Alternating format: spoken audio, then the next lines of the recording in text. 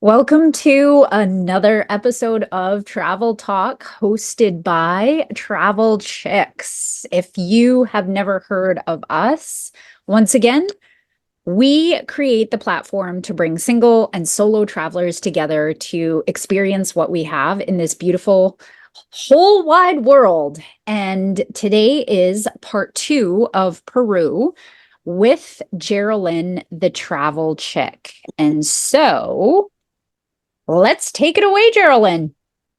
Okay, let me get set up here on the right screen so I can see what you are showing everybody. All right, very happy to be with you on this lovely Tuesday, and I'm so excited to be talking about my second part of my epic journey that was to Peru. Looking through the photos last night, I was just reliving all the wonderful things that went on. So last time we talked about, if for a reminder, this is sacred land of the Incas, and I went with Exoticca.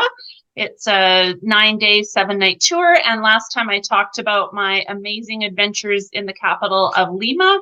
And then also I went through my slides and talked about what was happening at Machu Picchu. So just thought we would start where we ended off, which was, of course, this iconic picture of me discovering Machu Picchu for the first time. It was an amazing day from start to finish. It was a train ride into the Andes Mountains, the rainforest, the rivers, and then we got to experience, of course, Machu Picchu, which was declared a World UNESCO Heritage Site in 1980. It's one of the new 7 wonders of the world.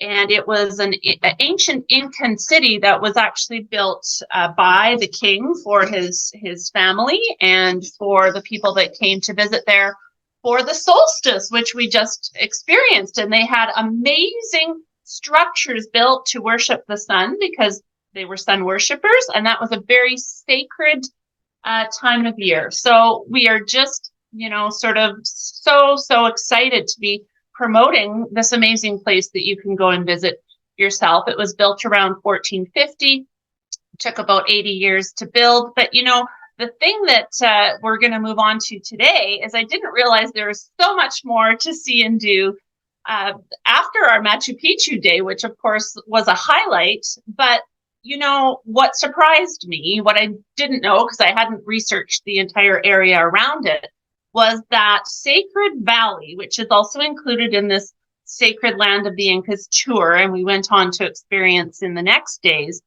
is also full of ancient ruins, amazing agricultural land, innovations in farming, ancient churches that were built. Now, the Spanish influence, of course, came in, so you've got Incan structures and buildings, and then you've got the Spanish influence. You travel through the countryside on a very comfortable air-conditioned bus. The roads are very good, and you have a travel guide with you the entire way to stop at these amazing places. This was a trek that we did on another day, and we climbed. I didn't know if I was going to be able to do it because you still have the altitude issues, and I have asthma. But I took my time, and every few steps I rested, and we went to, up to another amazing peak where you could see down in the valley, and the Sacred Valley is what they call it, the settlements that are built at the bottom. But into the rock faces, into the mountains, are all of these terraced farmlands, agricultural lands, which were used and are still used for farming an amazing variety of crops. And so this just blew me away because I wasn't expecting all of this other wonderful, sort of scenery that was also included in the tour. And so I was very happy to make this trek, and I made it to the top. I think there were 287 steps up, made into the mountainside with these stone terraced steps. And then you had amazing views down into the valley. And our guide said it would take about 40 minutes to get up. It took me probably an hour, so I had to race down a bit because we had to get back to the tour bus. But I'm so glad anybody who did it was treated to an amazing view. I got a curious question. Yeah. Did they ever share with you where the name Sacred Valley came from? Well, this entire land was considered very sacred by the Incas. I think they didn't do anything by accident, it was all by design. And so they would survey the land and they would choose in terms of landscape and resources available the exact place where they wanted to build these structures. And they consider this entire region to be kind of a spiritual, sacred area, probably because it was very fertile. They could grow everything they needed to sustain themselves. So, yeah, it's a sacred river and sacred valley are the rivers that run through this area. So one of my favorite things to do is to observe when I'm traveling. And we had a little downtime while we were waiting for some other group members, and I was just so impressed. This teenager who was selling lollipops came over, and we were sitting there, and of course you have to expect people are going to try and sell you things. That's fine. You know what? You're going there, you're supporting the local economy. And I ended up, I'll show you later, some products, some amazing artisans that were there. But what impressed me was this teenager just wanted to talk. He didn't want to sell anything. He had the lollipops. I asked about them, and he said he just wanted to make a new friend. So we sat and we chatted for about 30, 40 minutes. And sometimes you can travel a long way across the world and you can meet a kindred spirit and have a really wonderful experience. So we hugged at the end, and he looked at me and he said, just remember your new friend. And I thought, I always will. So I had to include this picture in there.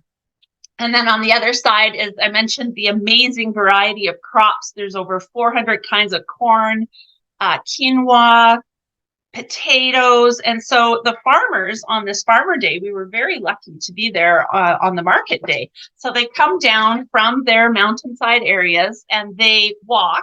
It's quite the journey, bringing all of their goods, and they sell them on market day. And so we were very blessed to be able to experience the local markets.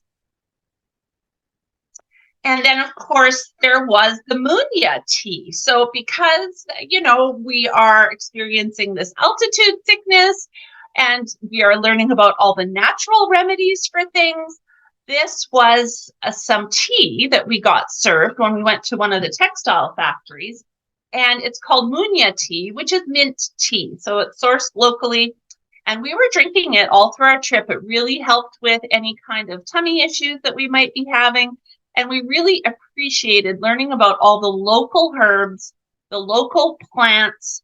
They are very much sort of what we call farm to table and organic farming, natural herbs and remedies. And so it was really a treat to be able to learn about that from some of the local Peruvian people.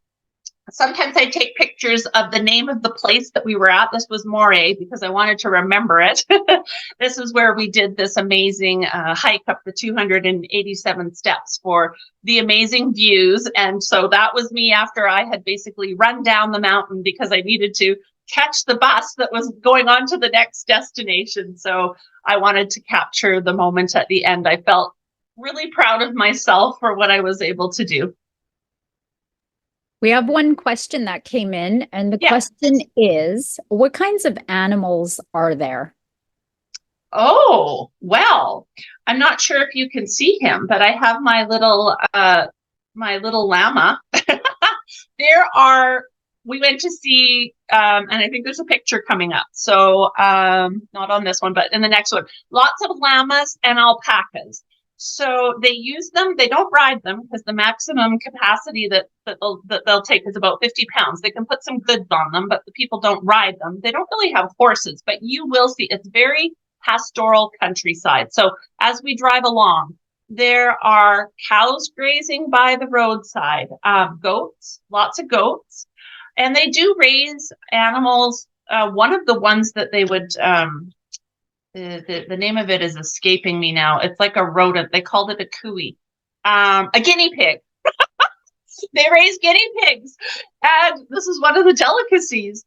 So, yeah, they do have a lot of animals. The farmers, for them, it's their bread and butter. So they don't eat a lot of the meat themselves. They take it to the market, and this is how they sustain themselves. But there were animals, it's almost like going back in time 100 years. They really are farming with traditional methods, using the animals. The animals are part of the everyday life up and down the roads. As you drive along, you have to watch out for them. So yeah, you readily see those.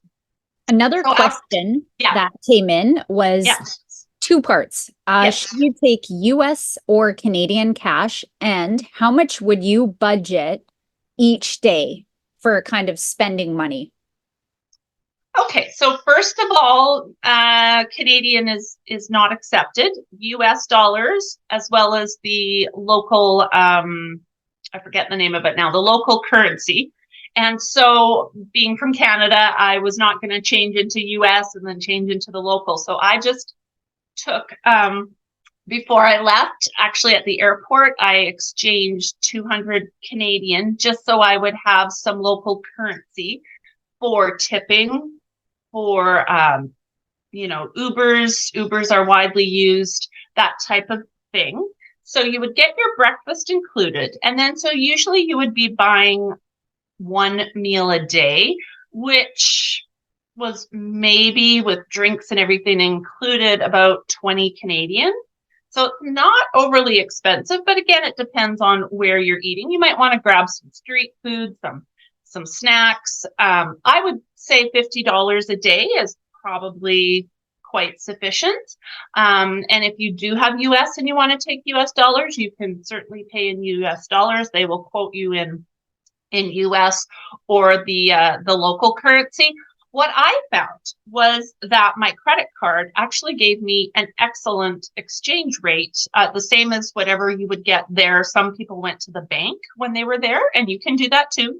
You can go to the bank. You can need your passport to show at the bank, and you can exchange the money, and they'll give you an exchange rate, which was either 2.7 or 3.7 to $1. And that was really the best, because when I exchanged it at the airport, I did not get that good of an exchange rate. So I used my credit card wherever I could. If we were at a textile museum, factory, you could always pay with credit card, good exchange rate.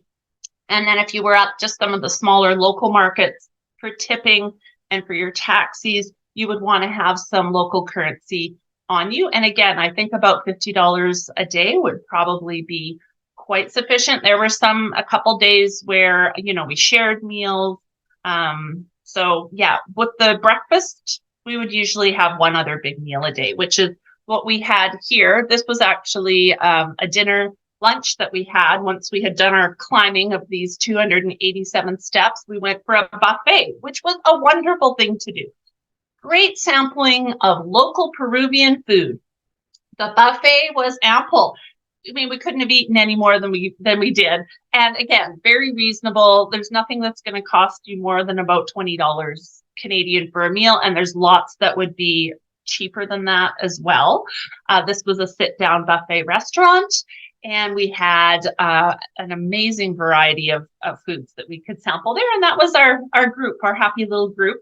And I took a picture again of where we were at, because I wanted to remember it. It was a beautiful restaurant housed in a hotel in a little town that we were in the Sacred Valley. Another question that came in was, what was your kind of favorite food that you tried there? And yeah. Okay. So my favorite food, because I love pork, they had these, it was kind of like a crispy, think of a pork chop and a piece of bacon combined. It was, if you like pork, it was to die for. It was one of their specialties. And so it was a crispy fried kind of pork rind bit. And so that was really tasty. I loved this plum drink that they made from a locally sourced fruit. And it had all kinds of antioxidants and such in it. So you could get, I thought I was ordering a drink, and it came and it was quite thick. And I was like, ooh, yeah. But then I realized it was a pudding that you eat at the end of the meal, and it was delicious. They do a lot of rotisserie chickens. I mean, they've got the Peruvian equivalent of Swiss chalet. They eat a lot of roasted chickens. They do eat the guinea pigs. Some people did try it. They said that it was quite tasty. And other than that, there's a lot for vegetarians, lots of different grains. Like I said, the quinoas, 50 different kinds of quinoa. So you get a lot of quinoa dishes, grain dishes, risottos with mushrooms, lots of local vegetables, some amazing soups. Yeah, so I really, really enjoyed the food there. It was really delicious. And another question that came in, and I know you talked about this 2 weeks ago on part one, Yeah. but what if somebody had a day in Lima, what would you recommend? I based on what you shared 2 weeks ago, you said so much about the coastline. Hmm. So Yeah, I definitely would recommend going to the Miraflores area, which is along the coastline where you get the sweeping views of the ocean. And then also you have some really wonderful local shops. You've got some local coffee vendors. You've got some local food vendors. And then one of my favorite things at the very end of the trip, because I booked an extra couple days, I like to do that at the end once the whole group goes home, and you can do this if you want. You just, I like to spend a day or so on my own. And my favorite thing is to go to the parks. And so even if I just walked up the coastline from this Miraflores area, there were amazing local parks with birds. And then, again, these sweeping vistas of the coastline. If you are into art and history, there's an amazing museum called the Larco Museum. It's actually, and there's one that's housed in an actual pyramid. We drove past it. We didn't have time to stop. It's a pyramid, and inside is a museum, and you can have a meal there, which some people were booking that and said it was amazing. And the last thing I really enjoyed was the light show that we went to at night, which we took a taxi. It was like probably $1 to get in, and we spent an hour and a half. It was like an amazing large amusement park, but they had all these fountains and light shows. And then you can grab a snack from one of the vendors after that, which the people are selling different kinds of candies and peanuts and all that type of thing. So there's really lots to do in Lima if you want to spend some extra time there.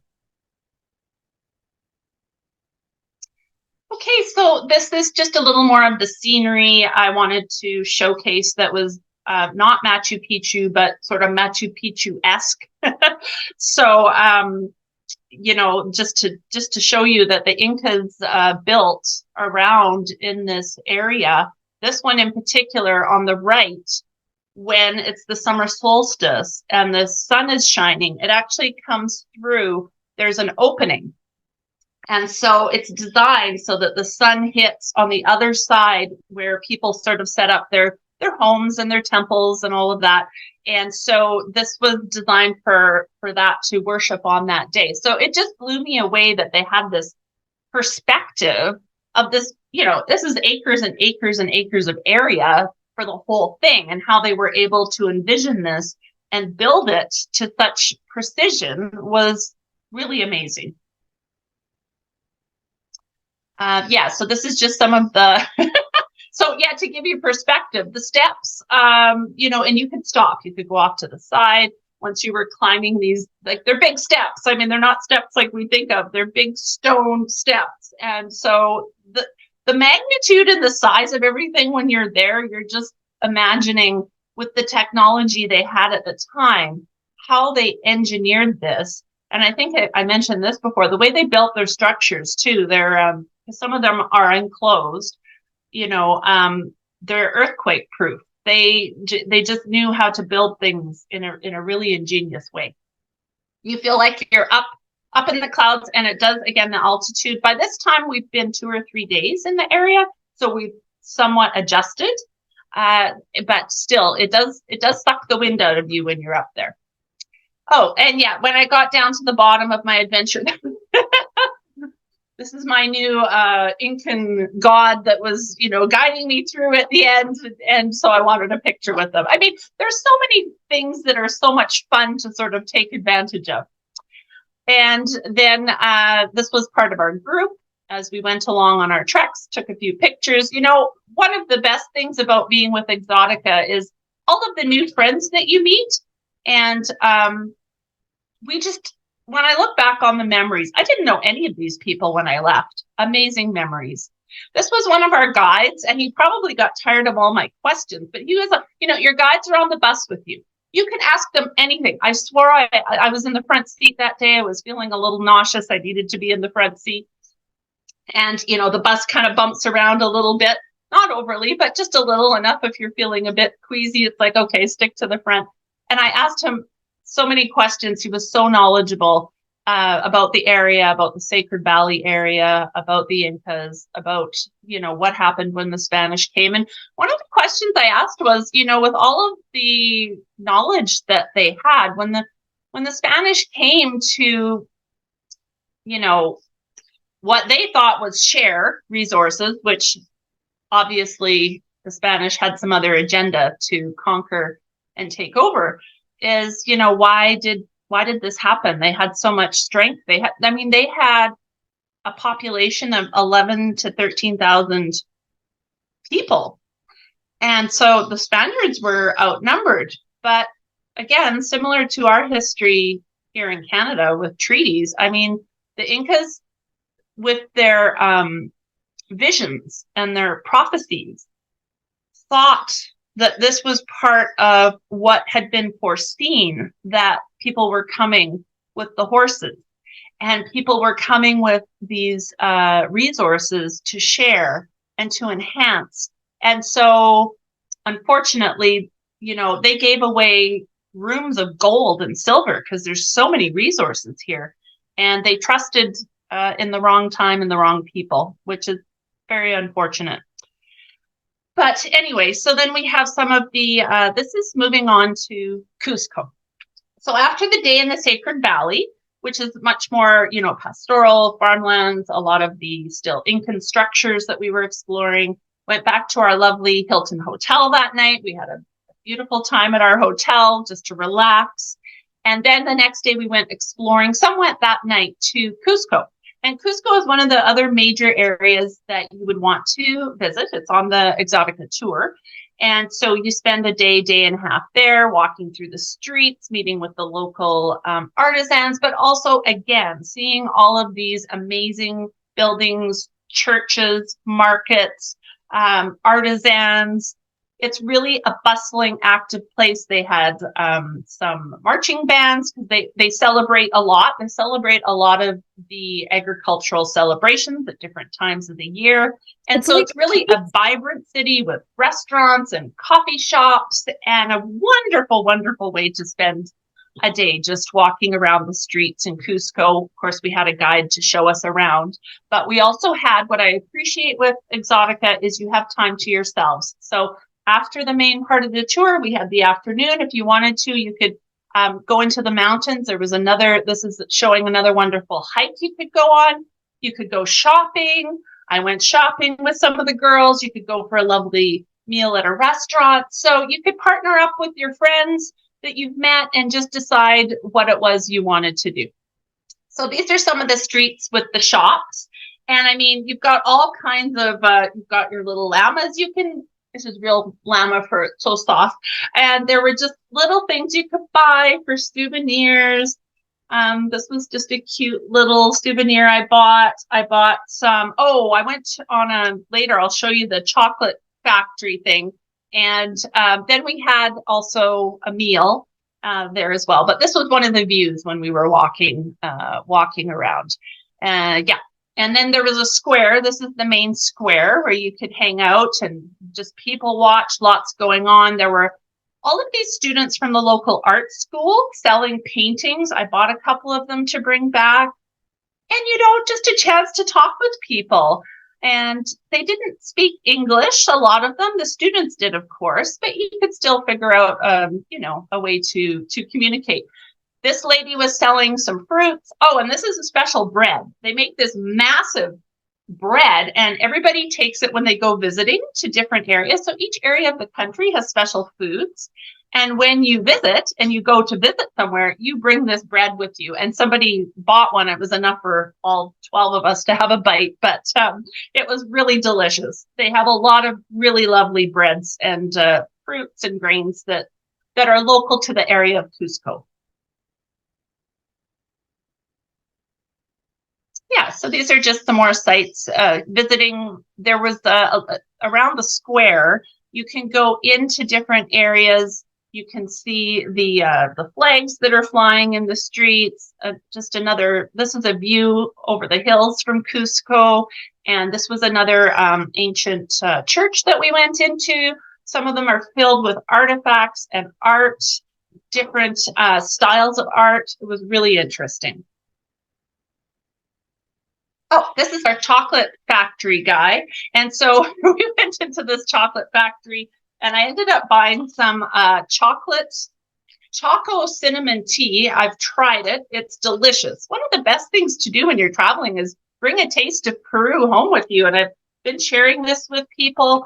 There was some local chocolate made with gooseberries, which are supposed to be diet friendly. There's something about the gooseberry that you're supposed to eat it, and it kind of keeps the figure slim. So I got some of that, and some hot chocolate. Bought some hot chocolate. So these are all coffee beans. Oh yes, I had to buy some coffee beans. So there's lots of things for you to experience. And that was a church that we went into. And then one of my favorite memories, this is a lady that I met on the trip, and her name's Margie. We went to this restaurant, and they were going to seat us on the second floor, but it was full. So they took us to the rooftop. Oh my goodness.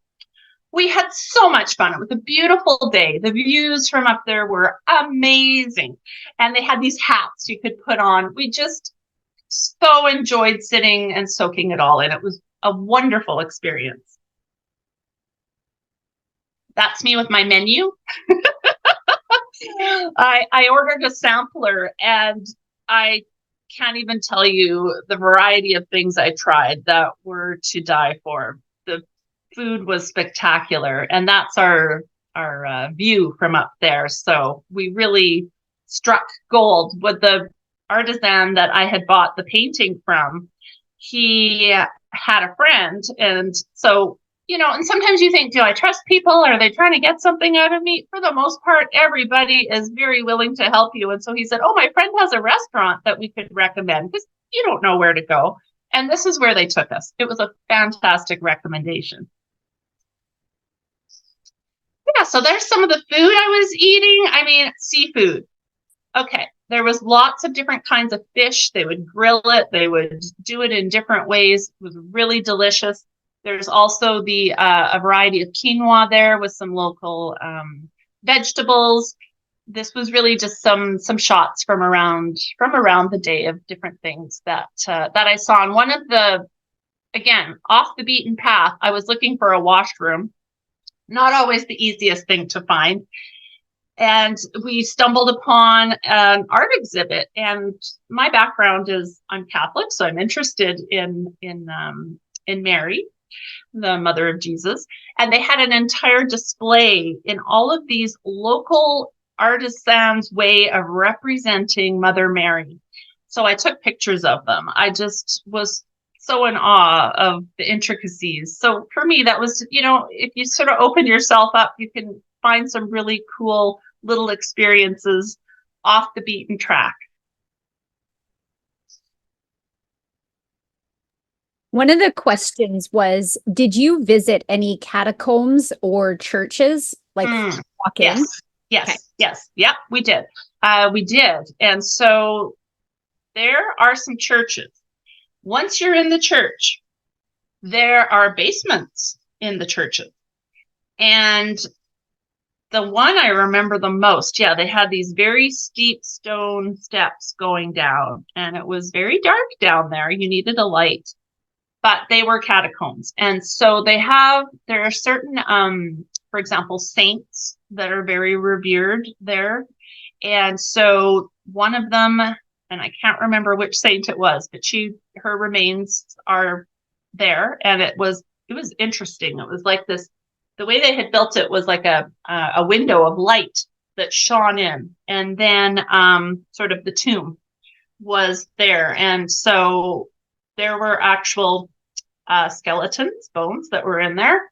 And then all around the room, there were different, it was kind of like a museum in a sense, because there were stories about what happened in the area and what happened with this particular person. So yeah, there were probably 2 churches we went to where we went down and there were some catacombs there. Wow, that is so interesting. Yeah, it was. It was. It felt, it was like, ooh, a little spooky, but it was very interesting. And to get the stories behind it the feeling was pretty special. You knew you were in a very spiritual place. Well, I'm sure your body, like you could feel shivers or Oh, yeah. just Oh, yeah. like Yeah. presence, like a Yeah. presence that no logical mind can even make sense of. Like, Exactly. Exactly. Yeah, it was amazing.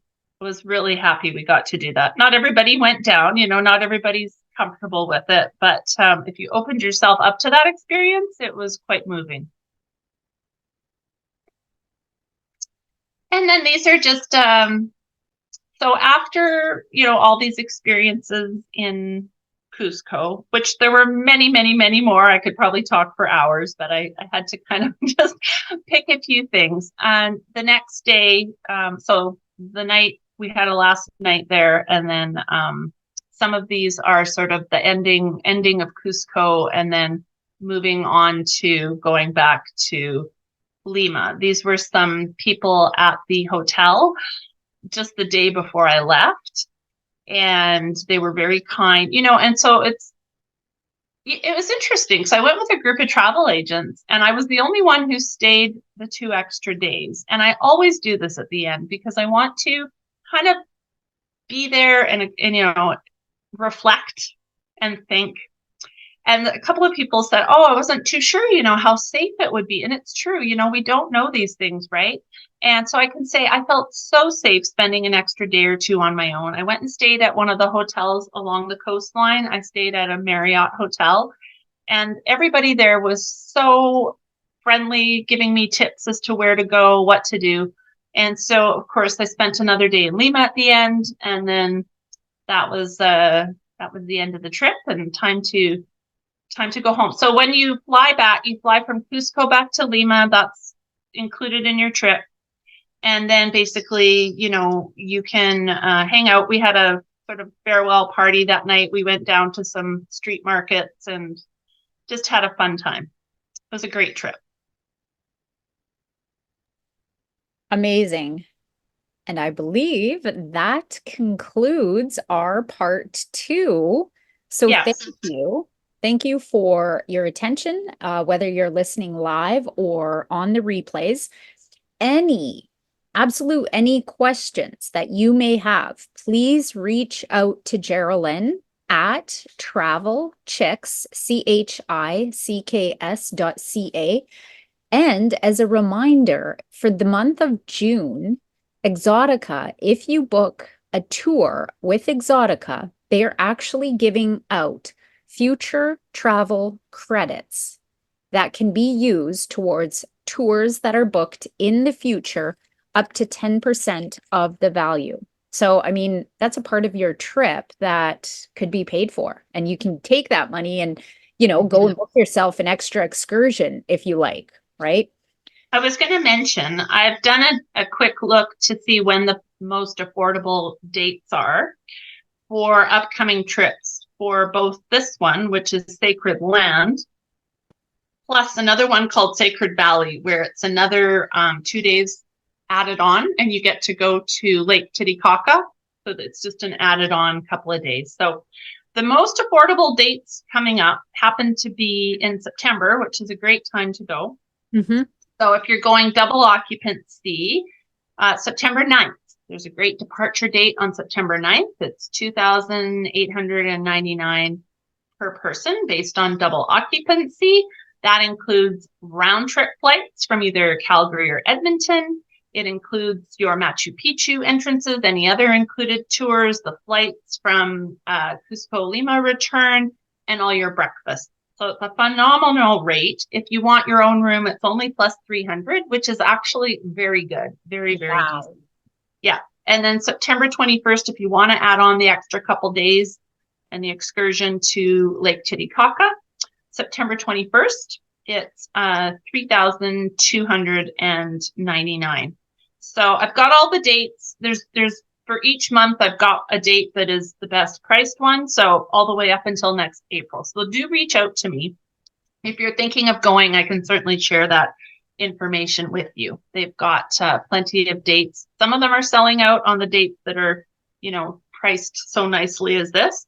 But yeah, love to share that with you. I've already had a few people book to go. So that's really exciting.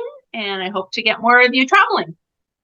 Amazing. Geralyn, thank you again for joining us on this Travel Talk Tuesday. Thank you. So cute. And just as a reminder, July 2nd will be all about river cruising. So we are having Viking Cruises join us on July 2nd. So if that interests you, make sure you're on our email list so that you can register and jump on the Zoom with us live for river cruises.